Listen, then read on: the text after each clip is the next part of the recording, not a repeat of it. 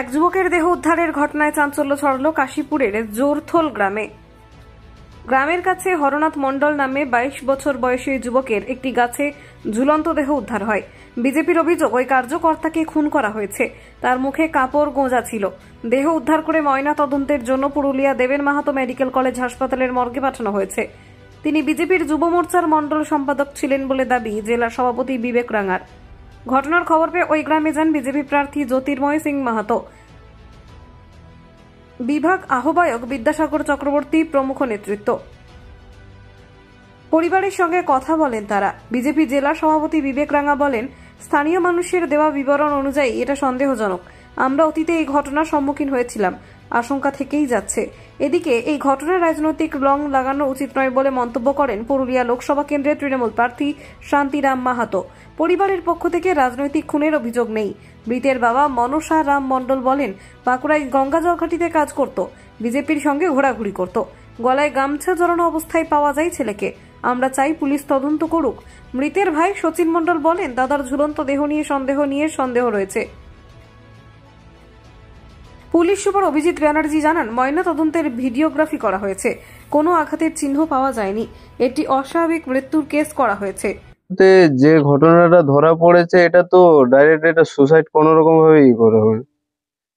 কেউ এটা কিছু করে দিয়েছে নিশ্চয়ই, কারণ যেভাবে রুমালটা একটা মানুষ আত্মহত্যা যদি করে তো তার তো হাত খালি থাকবে, আর মুখের মধ্যে যেহেতু রুমালটা ভরা থাকবে, যেভাবে সে ওইভাবে ঝুলবে, সে তো বাঁচতে চেষ্টা করবে না। কোনো মানুষ যদি আত্মহত্যা করতে যায়, সে মানছে যে নিজের থেকে যদি আত্মহত্যা করতে যায়, তবে তো মুখের রুমালটা তো অন্তত বেই করবে। সে তো সেই সিচুয়েশনের মধ্যে তো যে করে হোক তো সে বাঁচতে চাইবে, কিন্তু রুমালটা ওই অবস্থাতে, অথচ হাতের বালাটা যেখানে টাইট করা ছিল সেইখানেই আছে। আর অথচ মানুষজন যারা দেখেছে বলছে তার পায়ে নাকি পুয়াল লটকে ছিল। একটা মানুষ যদি ওইভাবে আত্মহত্যা করতে যায়, পা গুলো ছটফট করবে, অথচ পুয়ালটা ওইভাবে লটকে থাকবে না। এই আমার মুখে রুমাল ঢোকানো অবস্থায় ছিল। হ্যাঁ, মুখে রুমাল ঢোকানো অবস্থায় ছিল। আপনি কি স্বীকার করছেন না যেটা আত্মহত্যা নয়? আমি এটা কোনো মতে স্বীকার করছি না যেটা আত্মহত্যা। তা আপনারা কি লিখিত অভিযোগ করবেন কোথাও? আমরা লিখিত অভিযোগ করতে রাজি আছি। এটা থানার মধ্যে আমরা লিখিত অভিযোগ করতে চাই। এলাকার কারোর সঙ্গে কি কোনো শত্রুতা ছিল? দেখুন, কারোর সঙ্গে শত্রুতা বলতে কিছুদিন আগে আমাদের গ্রামের একটা জমি জায়গা নিয়ে পারিবারিক সমস্যা হয়েছিল একটা অন্য মানুষের সাথে। সেই নিয়ে অনেক কিছু ঘটনা ঘটেছে। এরপরে দেখুন, এরকম কন্ডিশনে এরপরে তো আমরা তো মাথার মধ্যে সেটাই আসবে যে এরকম কন্ডিশনে কিছু করে হোক তো তাকে মেরে ফেলা হয়েছে। কারণ যেহেতু এটা নর্মালি ভাবে সুসাইডের মতো আমার মনে হচ্ছে না। কি নাম আপনার? আমার নাম সচিন মণ্ডল। এই ভাই বোন? আমি ওনার ভাই। আমি ঘুম থেকে যখন উঠে যাই বাড়ির দিকে, তখন দেখলাম ওই গাছে ঝুলছে।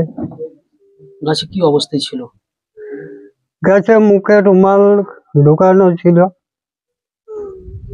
আর হাতের যে বালাটা হাতের উপরে ছিল এই জায়গায়, কিন্তু ওটাও যে নিচ দিকে নামিয়েছে তাও নামে না, ওই অবস্থাতেই ছিল।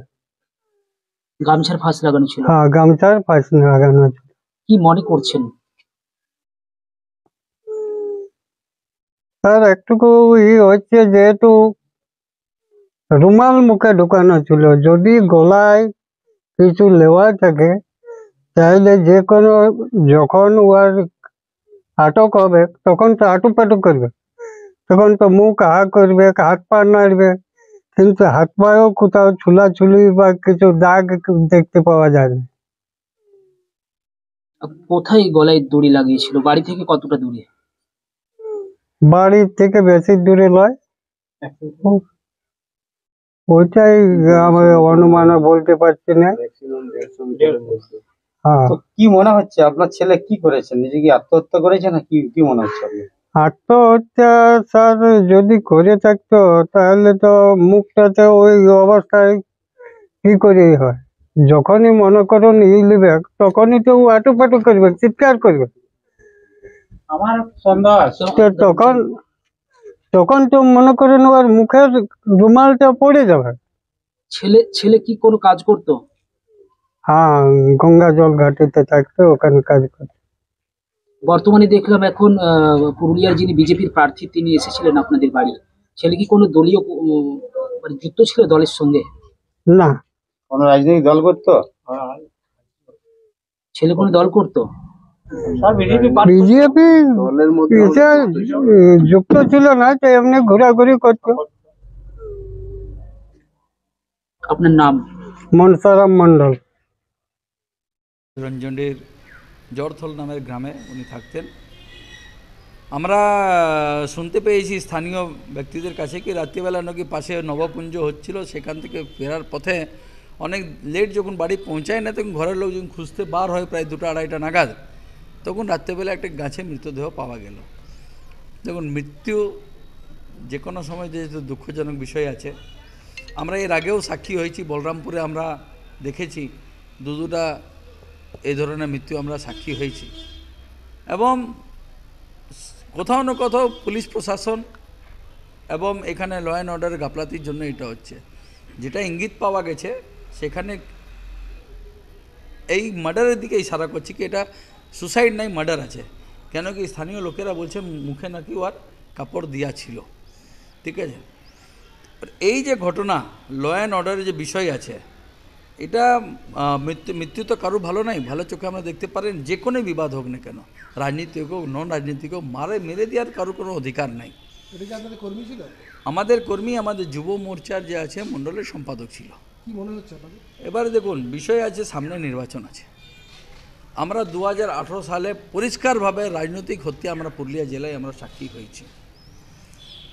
তখনও পুরুলিয়ার যে শাসক দলের তত্ত্বাবধান যিনি ছিলেন, এখন নির্বাচনের প্রাককালে ওনার হাতেই যে আছে তত্ত্বাবধান, আবার ওনার কন্ট্রোল ওনার হাতে এসে গেছে। কিছুদিন আগে আমরা কলাবনিয়ে দেখছি অপহরণের ঘটনা, আমাদের যে আছে প্রার্থীকে আবার কিডন্যাপ করার ঘটনা আমরা সাক্ষী হয়েছি আবার। যেটা 2018 সালে যে ঘটনাগুলি হচ্ছিল সেটার পুনরাবৃত্তি আবার এখন হচ্ছে। আমার পুলিশ প্রশাসনকে এবং রাজ্য সরকারকে দাবি আছে এটা সঠিক তদন্ত করা হোক। যে কোনোই কারণ হোক না কেন, কাউকে মেরে দেওয়ার অধিকার কাউকে নাই। তো এটা সঠিক তদন্ত হোক এবং যারা এই ঘৃণিত কাজ করেছে, জঘন্য কাজ করেছে, তাদেরকে শাস্তি দেওয়ার ব্যবস্থা করা হোক। ঘটেছে এবং এই যে অস্বাভাবিক মৃত্যুর ঘটনা ঘটেছে, এইটা নিয়ে কেউ কেউ হয়তো রাজনীতি করার চেষ্টা করতে পারে, কিন্তু এটা এর সঙ্গে কোনো রাজনীতির যোগ নেই। এবং আমরা প্রশাসনকে বলবো যে সঠিকভাবে তদন্ত করে, যাতে করে যদি কোনো রকম কোনো অস্বাভাবিক কিছু হয়ে থাকে তাহলে নিশ্চয়ই পুলিশ ব্যবস্থা নেবে।